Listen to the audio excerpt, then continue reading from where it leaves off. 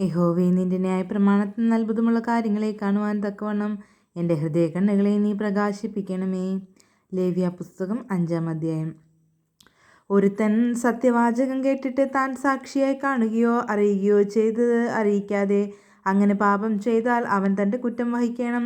ശുദ്ധിയില്ലാത്ത കാട്ടുമൃഗത്തിൻ്റെ പിണമോ, ശുദ്ധിയില്ലാത്ത നാട്ടുമൃഗത്തിൻ്റെ പിണമോ, ശുദ്ധിയില്ലാത്ത ഇഴജാതിയുടെ പിണമോ, ഇങ്ങനെ വല്ല അശുദ്ധ വസ്തുവും ഒരുത്തൻ തൊടുകയും അതവന് മറവായിരിക്കുകയും ചെയ്താൽ അവൻ അശുദ്ധനും കുറ്റക്കാരനുമാകുന്നു. അല്ലെങ്കിൽ യാതൊരു അശുദ്ധിയാലെങ്കിലും അശുദ്ധനായ ഒരു മനുഷ്യൻ അശുദ്ധിയെ ഒരുത്തൻ തൊടുകയും അതവന് മറവായിരിക്കുകയും ചെയ്താൽ അതറിയുമ്പോൾ അവൻ കുറ്റക്കാരനാകും.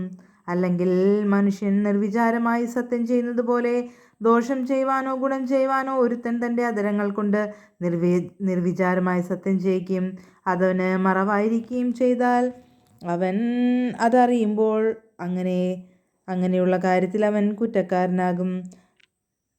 ആ വക കാര്യത്തിൽ അവൻ കുറ്റക്കാരനാകുമ്പോൾ താൻ പാപം ചെയ്തു എന്ന് അവൻ ഏറ്റുപറയണം. താൻ ചെയ്ത പാപം നിമിത്തം അവൻ യഹോവയ്ക്ക് അകൃത്യയാഗമായി ചെമ്മരാട്ടിൻകുട്ടിയോ കോലാട്ടിൻകുട്ടിയോ ആയ പെണ്ണാടിനെ പാപയാഗമായി കൊണ്ടുവരേണം. പുരോഹിതൻ അവന് വേണ്ടി അവൻ്റെ പാപം നിമിത്തം പ്രായശ്ചിത്തം കഴിക്കണം. ആട്ടിൻകുട്ടിക്ക് അവന് വകയില്ലെങ്കിൽ താൻ ചെയ്ത പാപം നിമിത്തം അവൻ 2 കുറുപ്രാവിനെയോ 2 പ്രാവിൻ കുഞ്ഞിനെയോ ഒന്നിനെ പാപയാഗമായും മറ്റേതിനെ ഹോമയാഗമായും യഹോവയ്ക്ക് കൊണ്ടുവരേണം.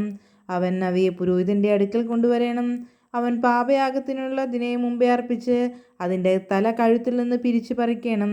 എന്നാൽ 2ആയി പിളർക്കരുത്. അവൻ പാപയാഗത്തിൻ്റെ രക്തം കുറെ യാഗപീഠത്തിൻ്റെ പാർശ്വത്തിൽ തളിക്കണം. ശേഷം രക്തം യാഗപീഠത്തിൻ്റെ ചുവട്ടിൽ പിഴിഞ്ഞു കളയണം. ഇത് പാപയാഗം. 2ആമത്തേതിനെ അവൻ നിയമപ്രകാരം ഹോമയാഗമായി അർപ്പിക്കണം. ഇങ്ങനെ പുരോഹിതൻ അവൻ ചെയ്ത പാപനിമിത്തം അവന് വേണ്ടി പ്രായശ്ചിത്തം കഴിക്കണം. എന്നാൽ അത് അവനോട് ക്ഷമിക്കും. 2 കുറുപ്രാവിനെയോ 2 പ്രാവിൻ കുഞ്ഞിനെയോ അവന് വകയില്ലെങ്കിൽ പാപം ചെയ്തവൻ പാപയാഗത്തിന് ഒരിടങ്ങഴി നേരിയ മാവ് വഴിപാടായി കൊണ്ടുവരേണം. അത് പാപയാഗം ആകൊണ്ട് അതിന്മേൽ എണ്ണ ഒഴിക്കരുത്, കുന്തിരിക്കമിടുകയും അരുത്. അവൻ അത് പുരോഹിതൻ്റെ അടുക്കൽ കൊണ്ടുവരേണം. പുരോഹിതൻ നിവേദ്യമായി അതിൽ നിന്ന് കൈ നിറച്ചെടുത്ത് യാഗപീഠത്തിന്മേലെ യഹോവയ്ക്കുള്ള ദഹനയാഗങ്ങളെ പോലെ ദഹിപ്പിക്കണം. ഇത് പാപയാഗം. ഇങ്ങനെ പുരോഹിതൻ ആ വക കാര്യത്തിൽ അവൻ ചെയ്ത പാപം നിമിത്തം അവന് വേണ്ടി പ്രായശ്ചിത്തം കഴിക്കണം. എന്നാൽ അത് അവനോട് ക്ഷമിക്കും. ശേഷിപ്പുള്ളത് ഭോജനയാഗം പോലെ പുരോഹിതനിരിക്കണം.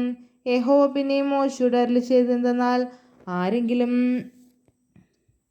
യഹോവയുടെ വിശുദ്ധ വസ്തുക്കളെ സംബന്ധിച്ച് അബദ്ധവശാൽ അതിക്രമം ചെയ്തു പിഴച്ച് എങ്കിൽ അവൻ തൻ്റെ അക്രമത്തിന് വിശുദ്ധ മന്ദിരത്തിലെ തൂക്കപ്രകാരം നീ മതിക്കുന്ന വിലയ്ക്കുള്ളതായി ഊനമില്ലാത്ത ഒരു ആട്ടുകൊറ്റനെ അകൃത്യയാഗമായി യഹോവയ്ക്ക് കൊണ്ടുവരേണം.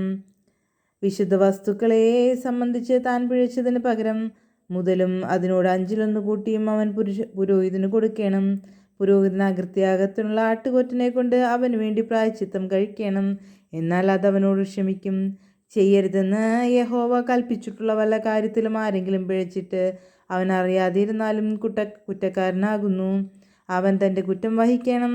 അവൻ അകൃത്യയാഗത്തിനായി തൻ്റെ മതിപ്പ് പോലെ ഊനമില്ലാത്ത ഒരു ആട്ടുകൊറ്റനെ പുരോഹിതൻ്റെ അടുക്കൽ കൊണ്ടുവരേണം. അവൻ അബദ്ധവശാൽ പിഴച്ചതും അറിയാതിരുന്നതുമാ പിഴയ്ക്കായി പുരോഹിതൻ അവന് വേണ്ടി പ്രായശ്ചിത്തം കഴിക്കണം. എന്നാൽ അത് അവനോട് ക്ഷമിക്കും. ഇത് അകൃത്യയാഗം. അവൻ യഹോവയുടെ അകൃത്യം ചെയ്തുവല്ലോ. ദൈവമേ, സ്തുതിക്ക് യോഗ്യമാകുന്നു. ബാറയ്ക്കുമോർ.